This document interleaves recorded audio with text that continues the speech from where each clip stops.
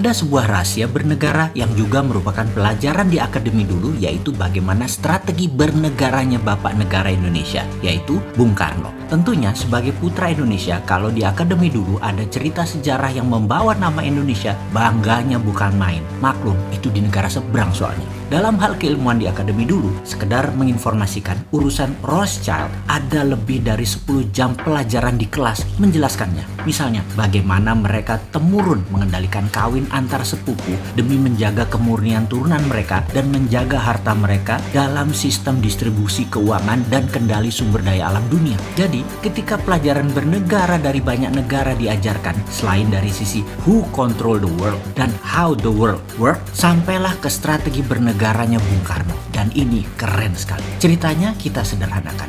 Di dalam membuat mineral 99,9%, misalnya emas, platinum, perak, itu prosesnya dari gunung, batuan atau tanah diambil, diproses tambang, dimasukkan smelter, di refining, jadilah metal murni. Metal murni dari mineral tambang. Proses membuat 1 kg emas dengan 1 ton emas ya sama saja mata rantainya. Disinilah kejeniusannya Bung Karno dimulai. Dia merasa mengapa harus menunggu mineral metal itu ada dulu baru kita manfaatkan sebagai alat jual beli metal atau alat tawar, dijadikan underlying terbitnya mata uang atau currency. Oleh Bung Karno apa yang dilakukan? Data di gunung, dihitung cost accountingnya, maka diperkirakan misalnya dengan kecepatan 10 tahun nantinya akan dapat 1000 ton emas misalnya. Maka ketimbang nunggu 1000 ton itu ada, rupiah di print saja senilai 1000 ton emas sekarang, di mana modal untuk membuat 1000 ton emas tersebut mulai dari mining proses hingga pemurnian refining katakanlah 30%-nya lah.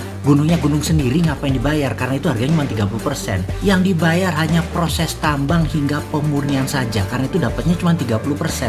Yang 70% uang cetak tadi untuk membangun proyek produktif. Dan proyek produktif seperti industri tidak harus di Indonesia, bisa di luar negeri. Proyek industri tadi adalah underlying lapis kedua selain emas dan hasil metal mineral tambang di Indonesia tadi. Dengan ide tadi, maka di tahun 1955 sebagai dasar undangan 50 negara hadir di Indonesia dalam konferensi Asia Afrika, dikatakan bahwa mereka atau kita bersama-sama akan membangun poros tengah negara non-blok, tidak miring ke Soviet, tidak miring ke NATO Amerika. Non-blok akan membangun kekuatan ekonomi dengan porosnya Indonesia dan akan membiayai banyak proyek industri di negara-negara non-blok. Apa yang terjadi? Benarlah hadir pemimpin revolusi dari setiap negara dalam undangan tadi. Tiongkok, India, Pakistan, Mesir, Korea Utara, Kuba, semua tokoh revolusioner semua mengharap dukungan Indonesia. Bayangkan ada Nehru, Gamal Abdul Nasser, Bhutto, Mao, dan tokoh legendaris dunia lainnya hadir di Bandung, kota kecil dari negara yang baru 10 tahun merdeka. Saat itu, ide jenius Bung Karno mempesona dunia. Indonesia akan membiayai negara non-blok ekonominya tadi.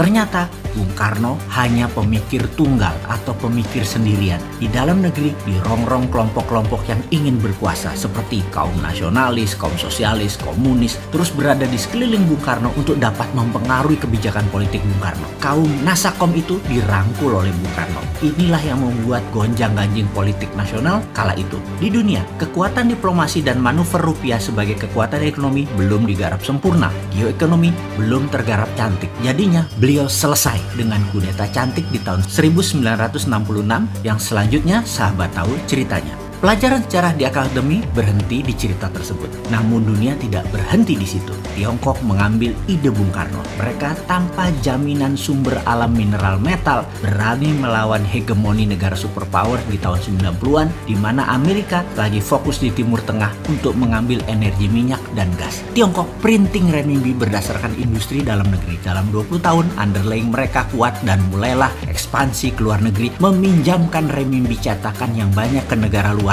dengan nama obor, One Belt, One Road. Lebih sempurna rencana Tiongkok bukan hanya meminjamkan renminbi, tetapi juga teknologi, peralatan permesinan, tenaga kerja, semua harus dari Tiongkok. Sempurna rencana mereka jauh lebih baik daripada rencana awal Bung Karno. Ide Bung Karno jenius, tapi anak cucu dan putra bangsa nggak paham akan geopolitiknya Bung Karno. Strateginya mudah dibaca waktu itu dan mudah dipatahkan karena Bung Karno sendirian. Sekarang, mengapa kita tidak sempurnakan lagi ide Bung Karno, ide Patih Gajah Mada, ide Tiongkok dengan menggunakan sumber daya alam dan rupiah? Beranikah kita melakukannya? Sekarang kita tidak boleh terjebak obor Tiongkok lagi dan permainan hutang serta bunga IMF Amerika. Kita harus bermain cantik di antara dua kekuatan. Dengan kekuatan mineral road, kita mengingatkan jangan miring ke Amerika, jangan miring ke Tiongkok. Saat ini kita miring ke salah satu sisi.